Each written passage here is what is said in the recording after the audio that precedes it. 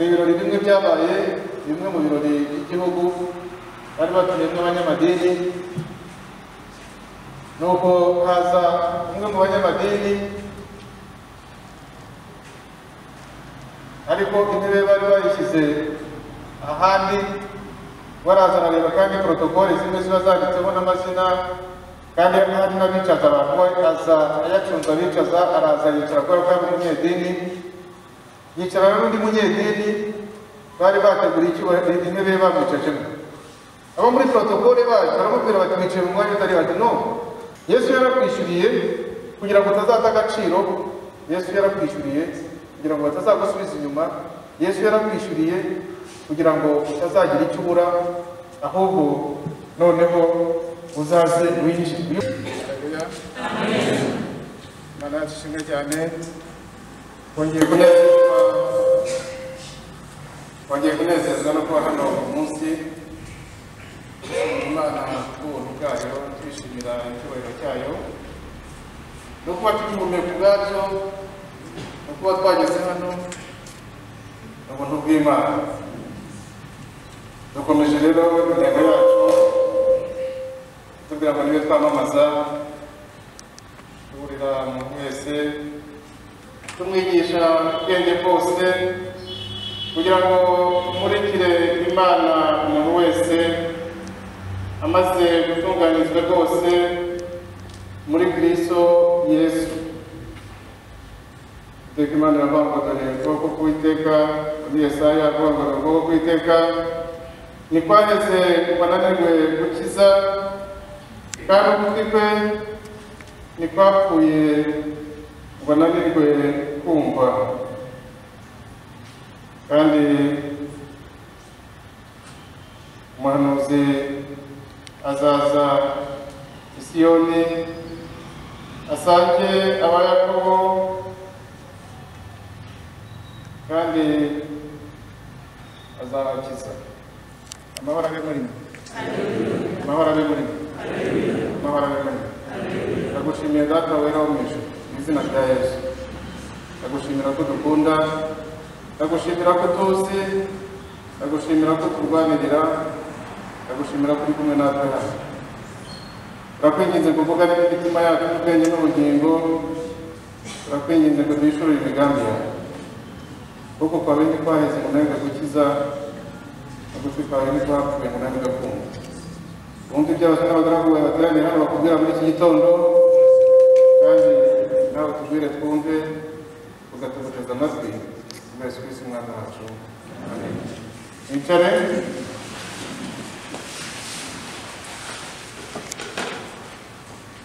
Imana ishimwe cyane hamwe n'iyi ntego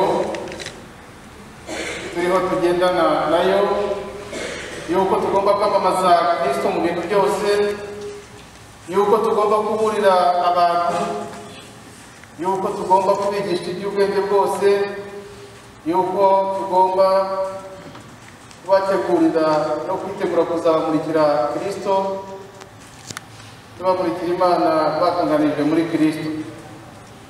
Iyo ni intego, ariko kwamamaza Kristo nicyo gikuru, kandi kwamamaza Kristo mu byo dukora byose n'ibyo tuvuga, n'ibyo dukora bigasa, n'ibyo dukora n'ibyo tuvuga nabyo bigasa, umuntu w'imbere n'uw'inyuma bagasa, hanyuma uko basa bakagenda banasa n'abandi, bikagaragarira abatureba, bikagaragarira abatwumva, bityo bigahesha Imana icyubahiro.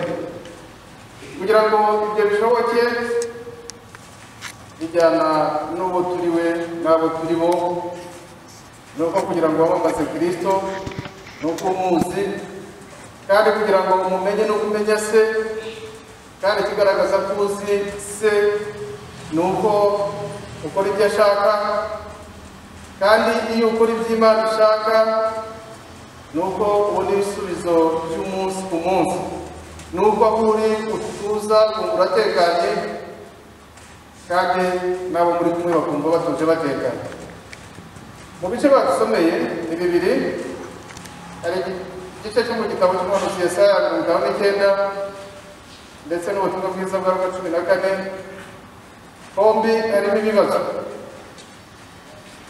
twahereye ku murongo wa 9 ariko uhereye ku murongo wa 1 kugeza ku 21 turabona amagambo akomeza ubwoko bwa Isirayeli, ubwoko bw'Imana bwari bumaze igihe mu ntonganya, bwari bumaze igihe mu kwitotomba bibaza kandi banatonganya Imana, bibwira ko Imana yabaretse mu bibazo byabo, yabaretse mu mibabaro yabo, yabaretse mu gahinda kabo, yabaretse mu ngorane zabo n'akavuyo bari barimo ku munsi bagacira Imana urubanza, bagatuka Imana, bakayitonganiriza.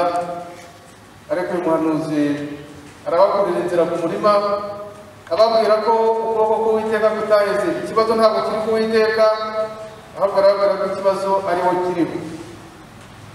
Uyu munsi dusuzume, turebe ubuzima bwacu bwa buri munsi, turebe imibereho yacu ya buri munsi, niba tutitonganiriza Uwiteka, niba tutibaza aho turi n'ibyo turimo, tutaba nka wa muhanzi waririmbye ngo dore turasenga ariko ntiyumva, ngo niba numva ntabwo kidusubiza. Uyu munsi abantu benshi bibwira ko Imana yabaretse, kandi bakibwira ko kubareka kwayo ari uko Imana yataye inshingano, ari uko Imana yataye urukundo rwayo, ari uko Imana yataye kuba umubyeyi wayo. Ariko irababwira ngo ntabwo ariyo, ikibazo si yo kiriho, ahubwo ikibazo nibo kiriho. Yesu Kristo yarabisobanuye mu nkuru eshatu badusomeye muri Luka. Inkuru ya mbere ni inkuru Yesu Kristo yahanganye kandi asobanurira abafarisayo, dore ko ari nabwo bwa mbere yari yicaranye nabo, kuko si kenshi Yesu yicaranaga n'abafarisayo. Ariko ahangaha bari bari ku kibazo kijyanye n'isabato. Inkuru ya kabiri yababwiraga ibijyanye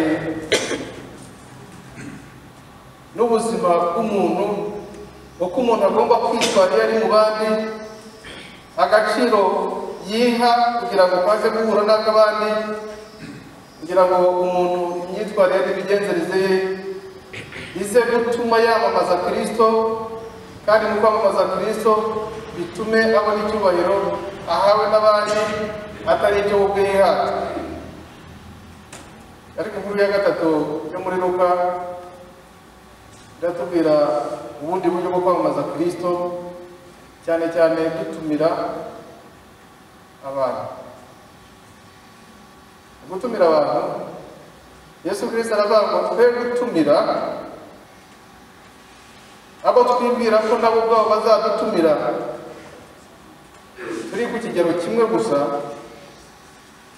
Dore ko mu Kinyarwanda bavuga ngo abana bakize, ariko nanone Yesu arasa n'aho ashaka kubabwira ngo niba ukize ugatumira umukire,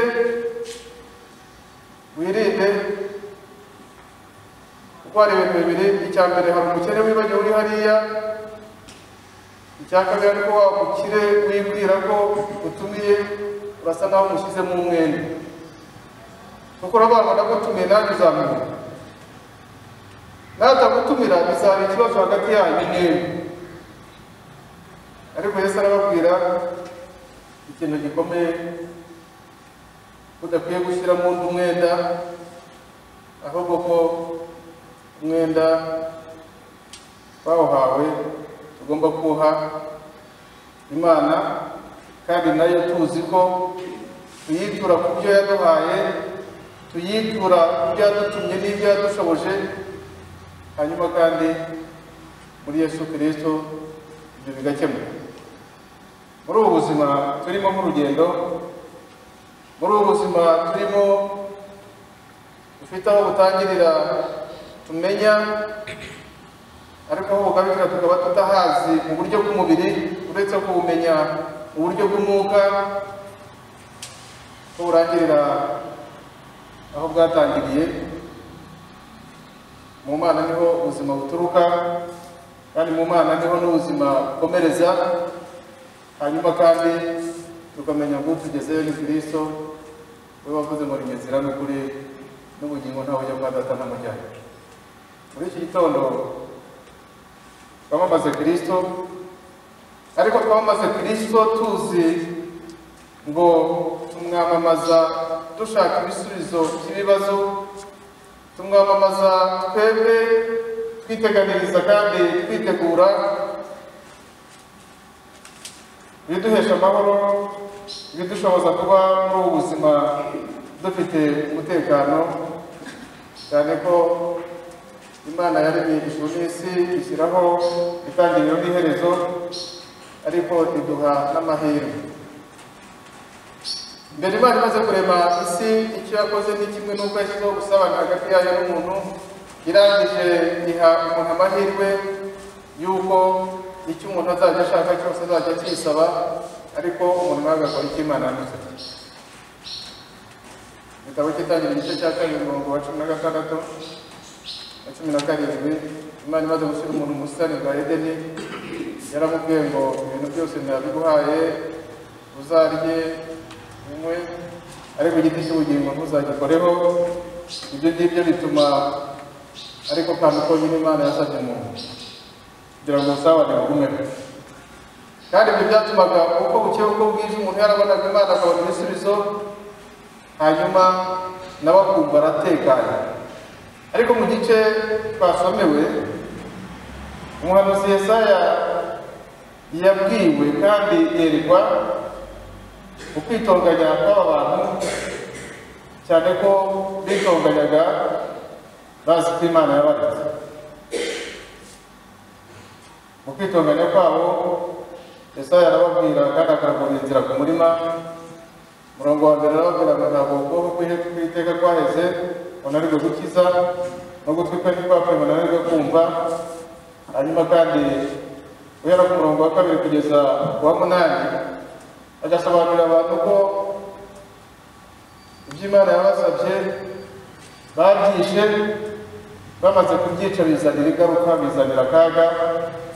Niyo mpamvu mu byo yabasobanuriye imibabaro yabo n'ingaruka zayo yagiye abishimangira kenshi, kuva ku murongo wa 2 kugeza ku murongo wa 8 yagiye abatongera ababwira ngo ibyaha byanyu, ibicumuro byanyu, ndetse agera n'aho akoresha amagambo akomeye, kandi ayo magambo akomeye aba imitongero ari kubibutsa yuko mu mibereho yabo ibyo basabwa n'ibyo barenzeho ari byo bakwiye kongera gusubizaho amaso yabo.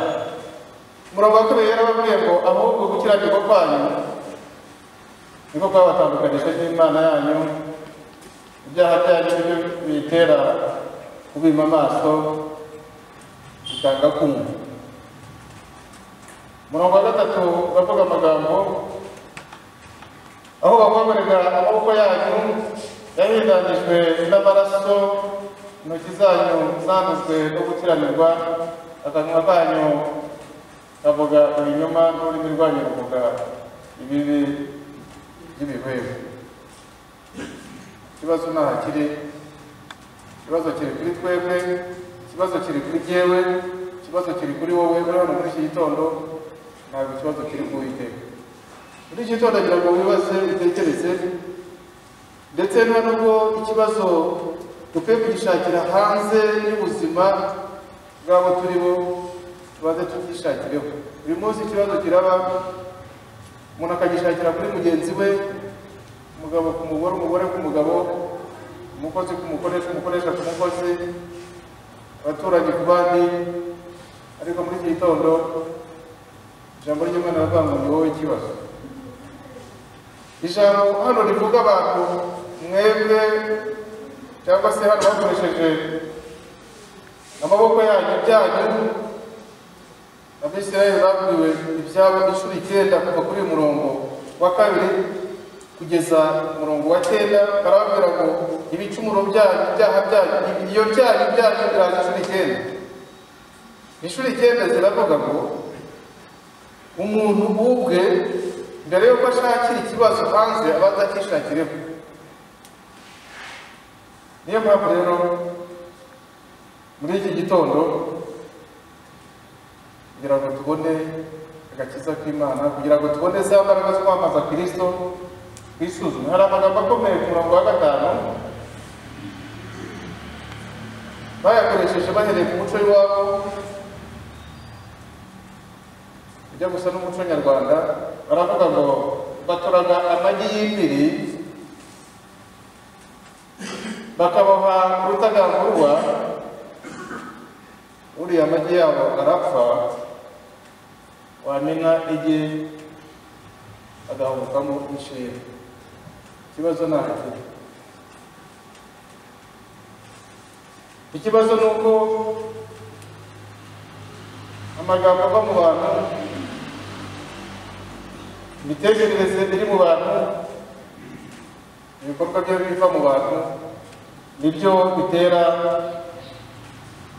ibibazo, akavuyo, umutekano muke, intugunda, nibyo bitera amaherezo kurekwa n'Uwiteka.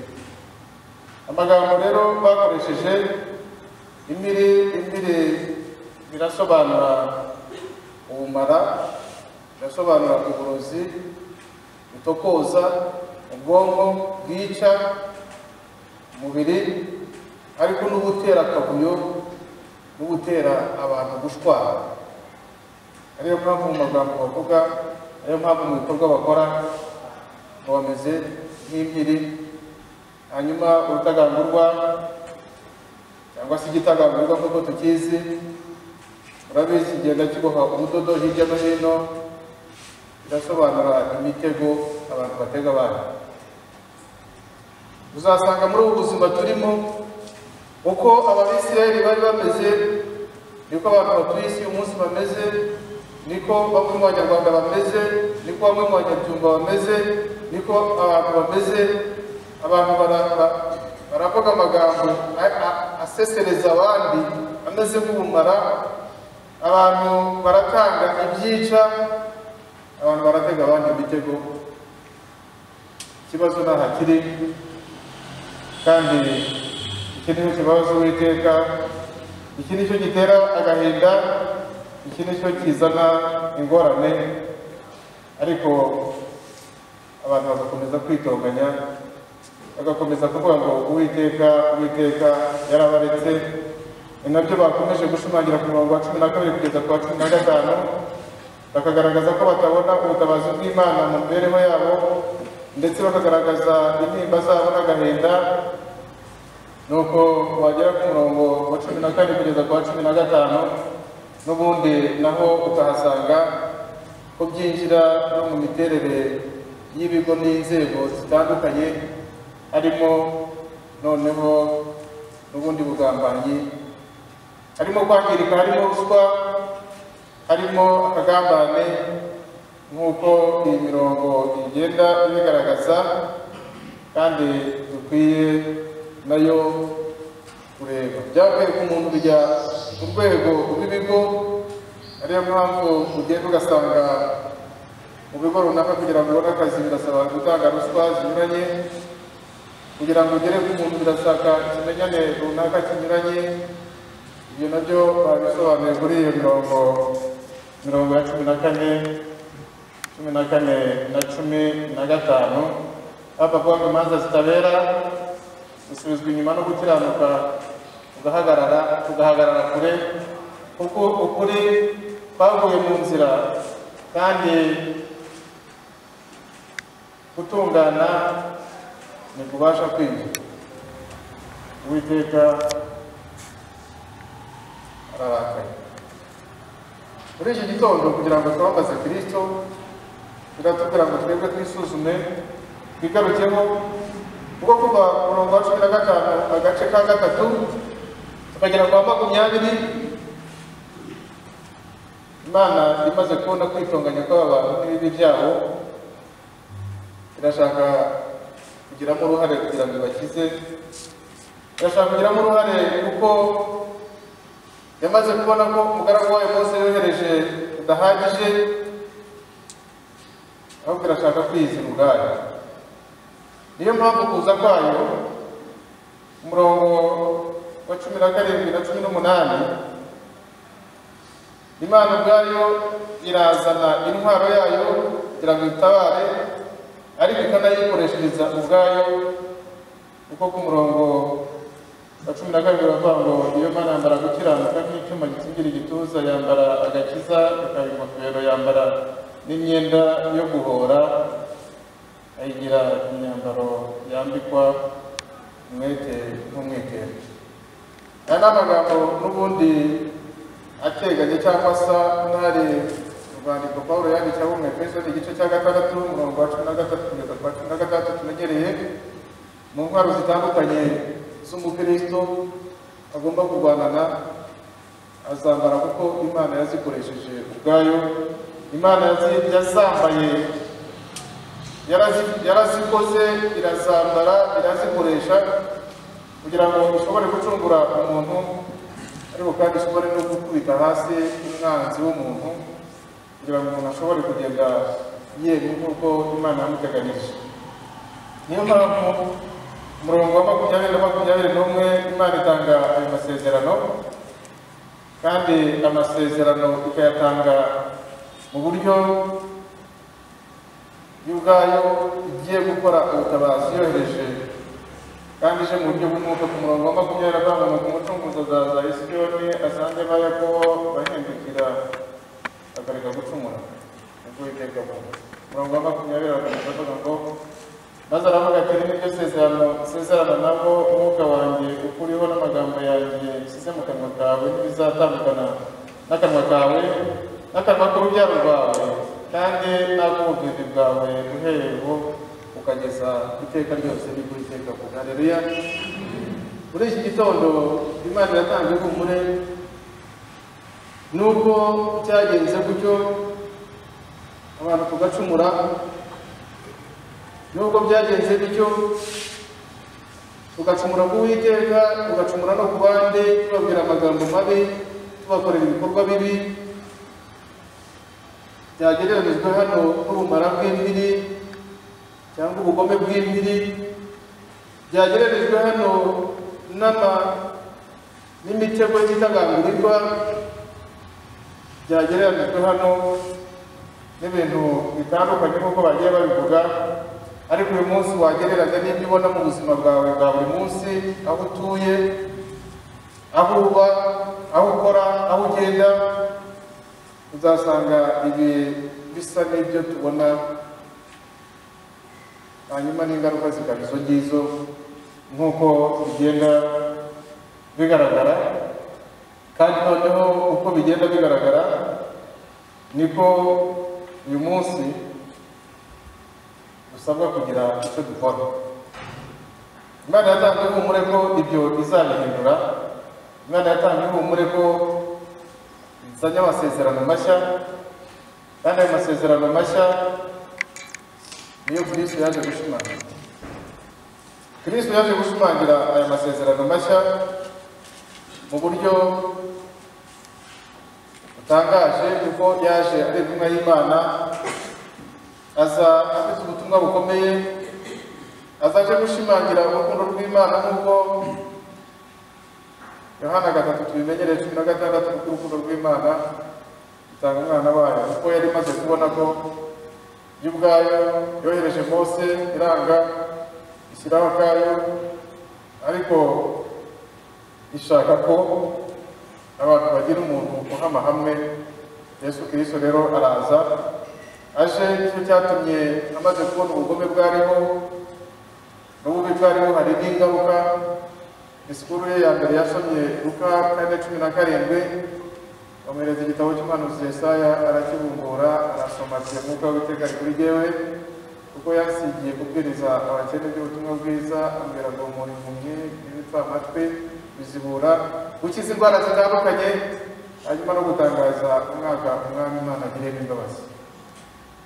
Amaze gutangira umurimo we Yesu Kristo, icyo yakoze n'igihe nuko amaze kureba abantu ko bari nuko barushye, yabanje guhamagara abigishwa be, murabizi, hanyuma ariko atangaza inkuru ikomeye, aravuga ati mwese barushye n'abaremerewe nimuze musange ndabaruhura. Matayo 11:28. Uyu munsi birashoboka ko urushye, birashoboka ko ndushye, ariko Yesu Kristo araguhamagara. uruhijwe n'iki? Uruhijwe n'ibikubabaje n'ibigukomereye, ariko mu bigukomereye harimo ibintu bibiri bigiramo uruhare. Harimo ikintu cya mbere, wowe ibyo wishyize mu mutwe, uko ubaho, uko ukora, uko watandukiriye, hanyuma ukanafata ibintu ukabifata uko bitari. Muri ubu butumwa bwiza bwa Luka kuva ku murongo wa mbere kugeza ku wa gatandatu, inkuru irimo ya Yesu akiza umuntu ku isabato irashaka kutubwira ikintu gikomeye. Turabizi ko Imana imaze kureka ibintu mu minsi itandatu, uwa karindwi yaravuze ngo abantu nibaruhuke. Ariko igikomeye, ikibabaje, abantu batangiye baruhuka n'ibyo, ariko biza kugeraho abantu ibi Yesaya yahanuye, abantu bakitwa ko baruhutse ariko bafite ibibazo bari gutera abandi. Umuntu akaza mu rusengero hano, akaza afite imigambi, afite ubucakura, afite ubumara, afite ubudodo bw'ibitagangurirwa. Niko Yesaya akora. Abantu benshi bicara mu rusengero bafite imigambi y'ubugizi bwa nabi, y'ibyaha bitandukanye. Urabizi hari abinjira mu rusengero bakagenda bagiye kwiba gusa. Niyo mpamvu ngira ngo n'ibyumba byaratangiye muri Kigali, ntabwo wagera ku isakoshi ishyire ahantu hatandukanye na santimetero 20 utayiziritseho.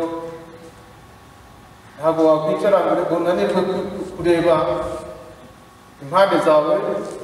Bimuzi ko hamwe na coronavirus byaroroshye, kuko nibura uricara ukareba impande zawe kugira ngo azajya n'amaboko afate isakoshi yawe cyangwa telefoni yawe, waba wamubonye.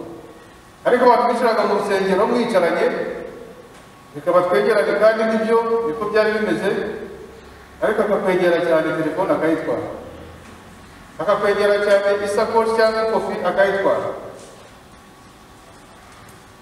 Hari n'aho mu rusengero batinya kwicara kubera ko ngo baruganiramo, hari aho batinya kubera ko bakoreramo ibindi, hari abazamo bakwitabiramo amatelefoni, hari abazamo ibyo byose barabikora. Ibikorwa uyu munsi bijyanye n'igihe n'ikoranabuhanga, nabo bari bafite ibyakorwaga mu gihe cyabo.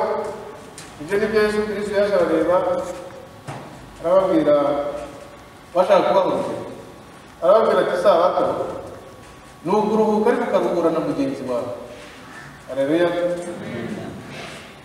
Uyu munsi ku cyumweru uza gusenga, ugasiga usize umurwayi mu rugo utamufashije, ukazibuka utabiteguye. Ubundi tuvuga ngo kugira ngo uzaze gusenga ku cyumweru nibura ugomba gutangira kubitegura ku wa gatanu. Amen.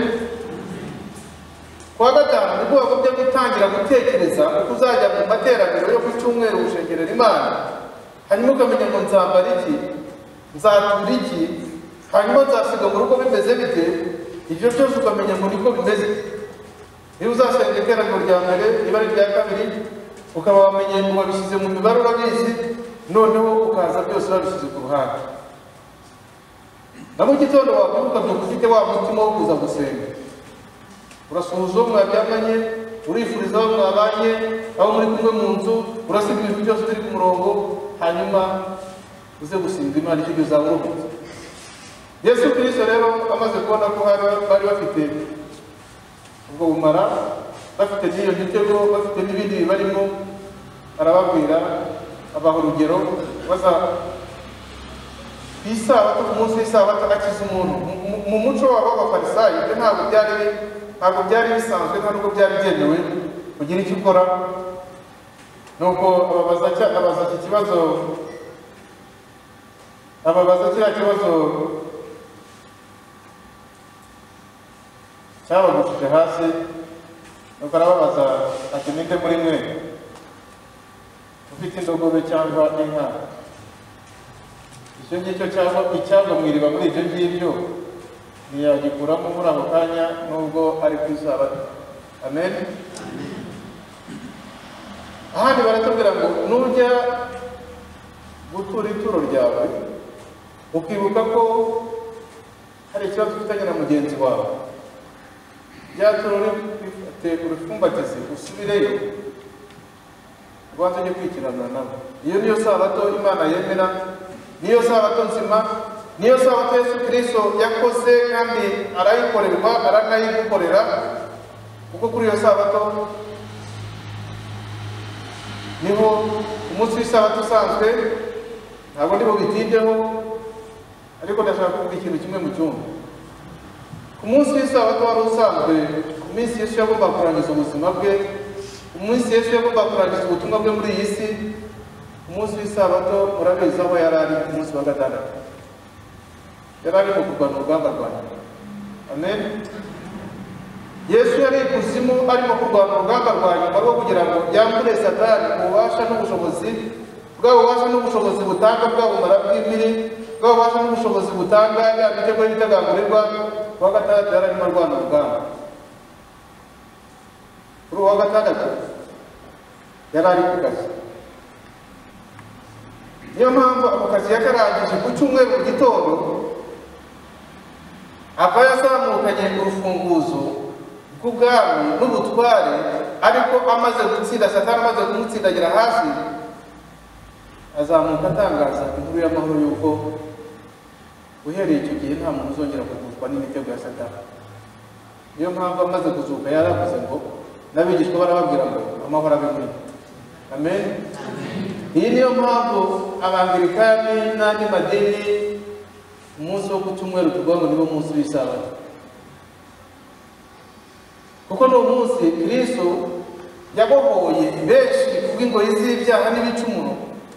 Ni umunsi Yesu Kristo yafashe bwa bumara bw'imviri zitandukanye, ni umunsi yafashe bya bindi byose bitera abantu ibibazo.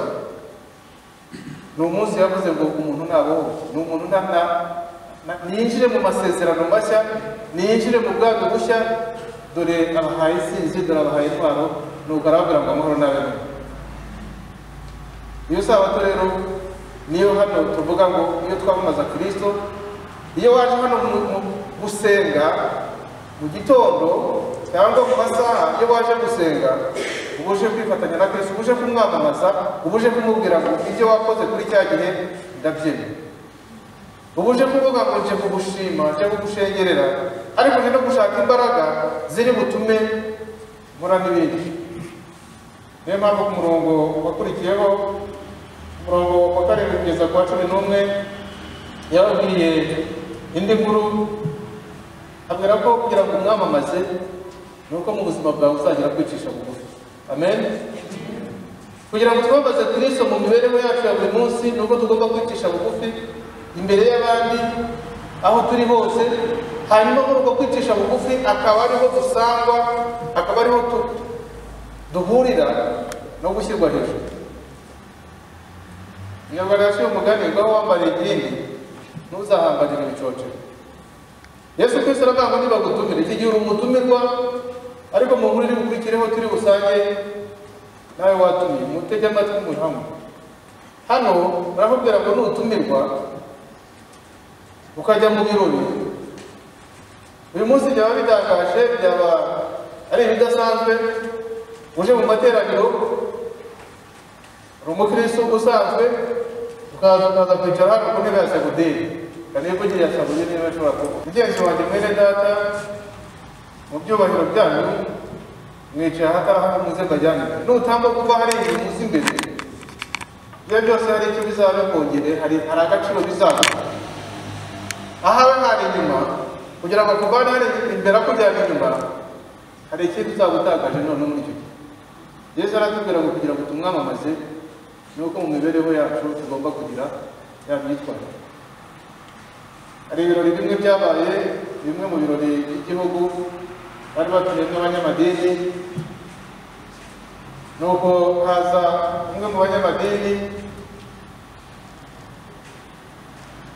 ariko intebe bari bayishyize ahandi, baraza bareba kandi protokole zimwe ziba zanditseho n'amazina, kandi hari n'abicaza abantu, we aza ayacunza abicaza, araza yicara kubera ko yari umunyedini, yicarana n'undi munyedini, bari bateguriye intebe bamwicajemo.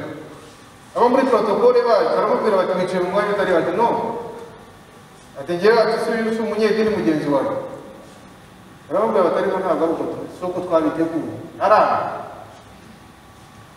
byo mbabwira nayo wongeje amaso abiri bahamagaye noneho babandi bashinzwe nta n'ubwo byari ari abadaso bari bacunze hari hacunze abandi bisumbuye bakuru b'abadaso barabahamagaye baraza batera wa munyamadini baraterura bajyana inyuma n'abagize isoni arasohoka arataha.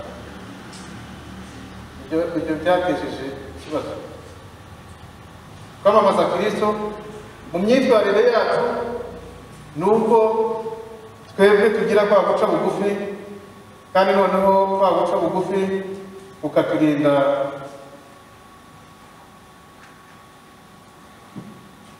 utagaciro, ariko cyane cyane tukamenya ngo guca bugufi kwacu ni imyitwarire mu bwami bw'Imana. Ni imyitwarire ikubwira ngo mu bwami bw'Imana ugenda witonze, mu bwami bw'Imana ugenda ushishoza. Ariyo mpamvu Pawulo yavuze ngo twigishe abantu ubwenge bwose. Umukristo nyamara wigishwa ubwo bwenge ukamenya ngo nagiye, ariko hari uko ndi burebe, hari uko ndi busome ibimenyetso by'ibihe, hari uko ndi bumenye uko nitwara kugira ngo bitaza kuntera ibibazo. Hanyuma Yesu yarakomeje muri wa murimo we, za nshingano ze, akomeza yigisha abantu kuva ku murongo wa 14 kugeza ku wa 12. Noneho abagira inama, aravuga noneho wowe nutumira ntuzatumire gusa aho muhuje urwego, aho muhuje igipimo cy'imibereho cyangwa urwego rw'imibereho. Muri iki gihe tuvuga urwego rw'icyiciro cy'ubudehe, abo ngabo muhuje gusa ntaho bazaba ari butumira gusa, kuko iyo batumiye bivuga ngo wabahaye umwenda ko bazakwishyura, ariko baba batatumiye wabatesheje agaciro, bavuze ko ntacyo bari cyo. Icyitonderwa ni uko ubwami bw'Imana, Imana ubwayo niyo idutumira, ariko irakoresha Yesu Kristo. Irakoresha Yesu Kristo nk'uko yamukoresheje akaza muri iyi si. Hanyuma Yesu Kristo we aza gukuraho bya bindi bizakubera inzitizi, kuko inzitizi yazivanyeho yishyura, kandi arakwishyurira nanjye aranyishyura. Amen.